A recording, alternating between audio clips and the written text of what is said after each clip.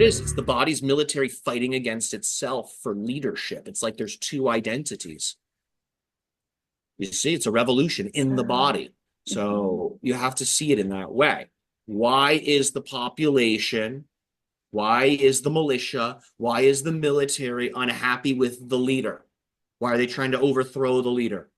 Why are they sabotaging the empire? You have to get in touch with that because there's an imbalance between leadership and military in terms of the intergovernmental structure of the body. It's like guerrilla warfare. I'm going to hit you a little bit here and vanish, hit you a little bit there and vanish. And meanwhile, the person says, I don't know what to eat. I don't know what to do. It seems like everything just makes my body break down and it cripples them. Yes, the giant is brought to its knees, you see, which is the point of the autoimmune condition. So you have to look at it.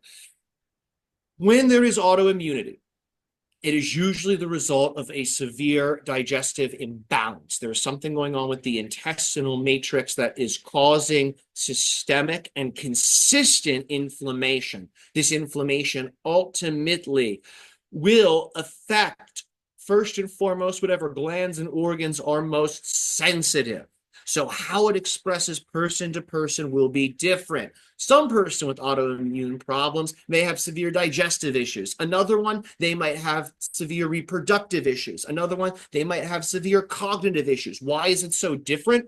Because the weakest system in the person being examined will be the one that's affected by that underlying digestive inflammation.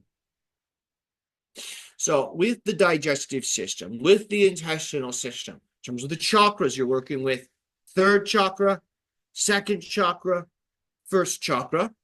In terms of your psychology, this is age 0 to approximately 21.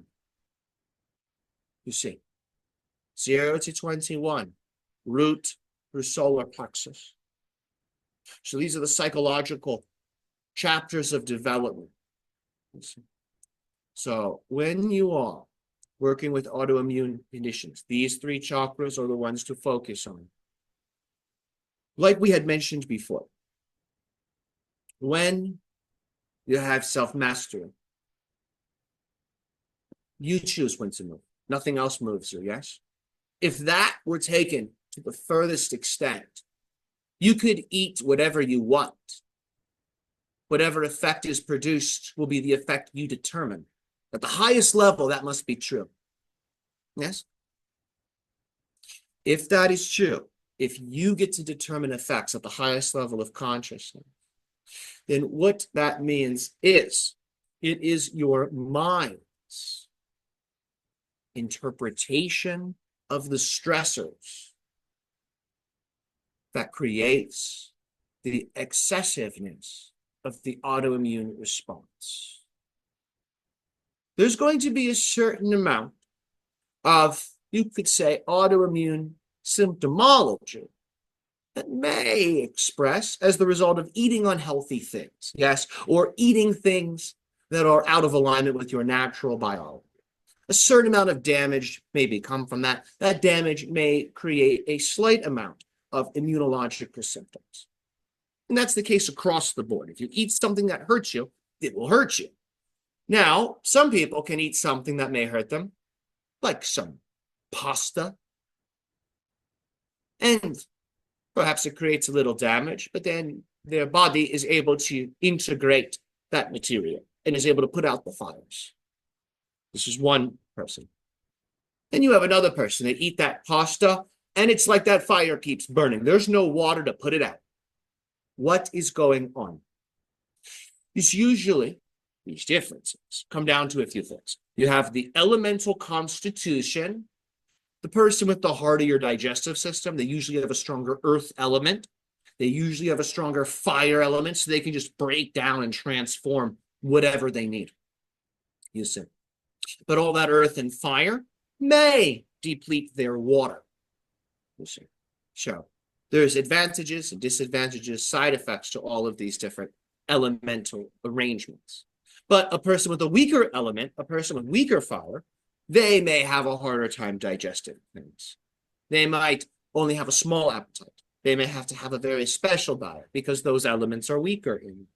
So those are some of the factors that can create the circumstances for autoimmunity or a lack of autoimmunity.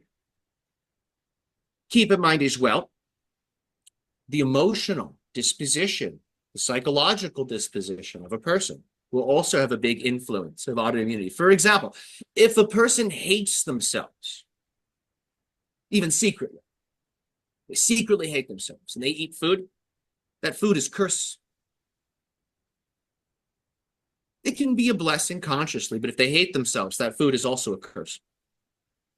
Because whatever you see in yourself, you automatically will project onto other things. So if you hate yourself, all actions of self-nourishment will have a tinge of self-destruction, you see? So these negative self-image oftentimes are interpreted and are internalized when we're young. They're internalized when we are young, these negative self-images on earth. So you must be willing to overcome those self-images. When you receive those self-images when you're young, they become internalized. Oh, my parents think this and that of me, or my peers think this and that of me. It must be true. I must be that kind of person who deserves that kind of viewing, who deserves this kind of treatment. All right, let me treat myself. Let me nourish myself accordingly. Let me live my life accordingly. And that can then set the stage for mixed messages that then over time build and create the symptomology and expression of what you call autoimmunity.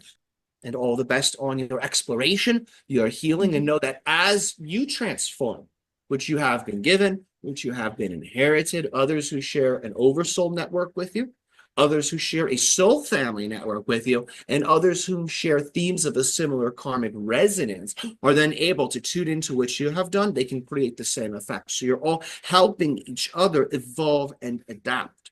So we appreciate you taking these initiatives because that is what allows for the grand initiative to unfold.